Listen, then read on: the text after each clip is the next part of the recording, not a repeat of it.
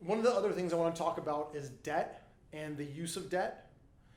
You really have to know how to use debt, heavy debt, light debt. And I would say we're pretty well known for being pretty conservative with how we use debt. We are not one of those groups that will go out and put 85%, 90% debt on a deal and put investor capital behind that debt.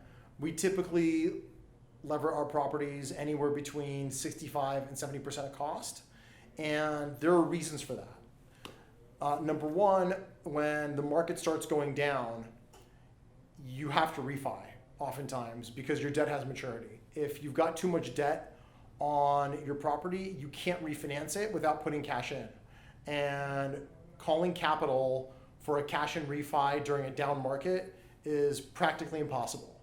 So with a lower debt burden, it's much easier for us to go out and refi and not be forced to sell or, God forbid, get foreclosed on during a down market.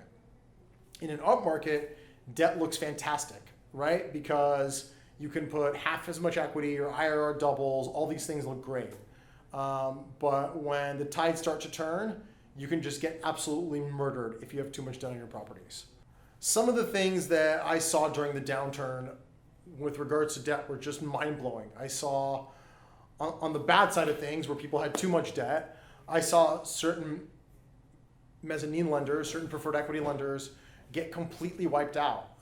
They were in that most junior part of the capital stack where they were between 75 and 90%. And not only did they take a loss on their investment went to zero. And we saw certain groups just completely go bankrupt.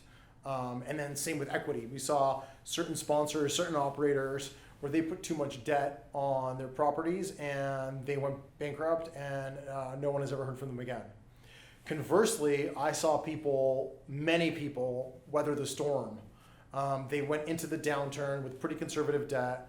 Of course they suffered, of course they bled. It was a very difficult time for anyone, but they were able to work their way through it because they didn't have cash flow problems, they didn't have refinancing problems, and you come out of it without losing any money, losing any assets, and if you can weather that storm 2-3 years out of the downturn, you can usually sell at a profit.